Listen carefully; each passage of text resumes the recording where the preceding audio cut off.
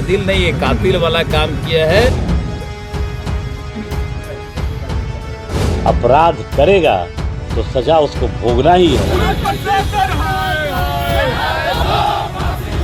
Police जो है वो रक्षक बन गई है।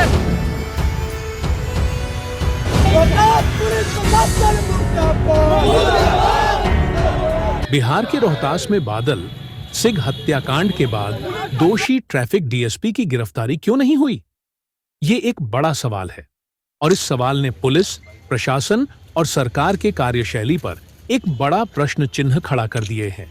सवाल ये है कि क्या हर हत्या के आरोप में इतनी लिबर्टी आरोपी को मिलती है जितनी डीएसपी आदिल बिलाल को मिल रही है? और इसी सवाल ने रोहतास सहित पूरे बिहार में सरकार और पुलिस के खिलाफ जन आक्रोश पैदा कर दिया है। रोहतास जिले के सासाराम में 27 दिसंबर की रात बादल सिख की हत्या ने बिहार पुलिस और प्रशासन की कार्यशैली की पोल खोलकर रख दी है। ट्रैफिक डीएसपी आदिल बिलाल और उनके बॉडीगार्ड चंद्रमौली नागिया पर आरोप होने के बावजूद अब तक उन्हें गिरफ्तार नहीं किया गया। ये महज एक लापरवाही नहीं बल्कि न्याय प्रक्रिया की विफलता का जीता जागता उदाहरण है। हम पूरी कहानी पर आपको बताएं, उससे पहले हम आपको ये बताते हैं कि क्या हुआ था उस रात। दरअसल शिवसागर थाना क्षेत्र के सिलरी गांव के 35 वर्षीय बादल सिख जन्मदिन की पार्टी मना रहे थे और उस पार्टी में डीएसपी आदिल बिलाल घुस गए और बादल सिख की गोली मारकर हत्या कर दी गई।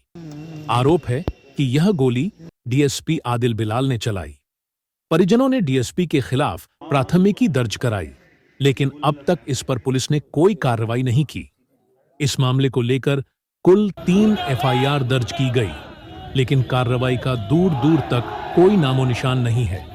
स्थानीय लोग कहते हैं कि पुलिस ने जो पीड़ित परिजनों पर एफआईआर दर्ज की है वो पीड़ित पक्ष पर दबाव बनाने के लिए की है। सवाल ये उठते हैं कि क्या जांच महज दिखावा है? रोहतास के एसपी ने 28 दिसंबर को एक सीसीटीवी फुटेज साझा कर जांच का आश्वासन दिया, लेकिन 3 हफ्ते बाद भी पुलिस की धीमी जांच प्रक्रिया पुलिस पर सवाल खड़े कर रही है कि क्या पुलिस इस मामले की लीपापोती में लगी है। इस घटना को लेकर जमकर राजनीति और प्रदर्शन भी हुए, फिर भी नतीजा शून्य रहा।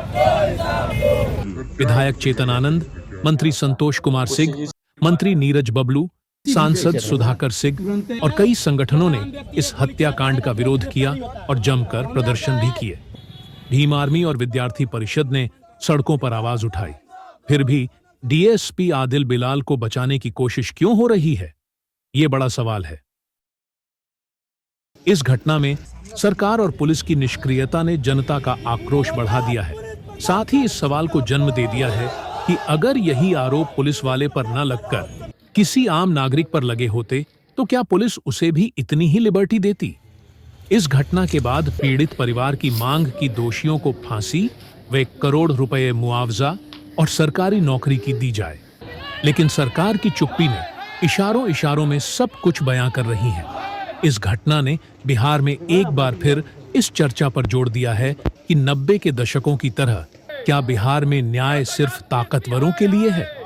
क्या दोषियों को बचाने की साजिश की जा रही है? आरोपी डीएसपी की गिरफ्तारी न होना यह संकेत देता है कि उच्च पदों पर बैठे लोग उन्हें बचाने की कोशिश कर रहे हैं। यह घटना कानून व्यवस्था और सरकार की नाकामी को उजागर करती है। बिहार सरकार और पुलिस से जनता के सीधे सवाल हैं कि गिरफ्तारी में देरी क्यों? क्या निष्पक्ष जांच संभव है? और पीड़ित परिवार को न्याय दिलाने में इतनी उदासीनता क्यों? बहरहाल, अगर इस मामले में पीड़ित पक्ष को न्याय नहीं मिला तो जनता का आक्रोश सड़कों पर फूटेगा और यह चिंगारी सरकार के लिए घातक साबित हो सकती है। सवाल यह है कि आरोपी डीएसपी आदिल बिलाल की गिरफ्तारी कब होगी? अगर गिरफ्तारी नहीं होगी तो क्या डीएसपी आदिल बिलाल, जिससे लोग ऐसे ही हाथ में बंदूक लेकर न्याय की हत्या करता रहेगा? Mithilesh Kumar, news live, Rohtas.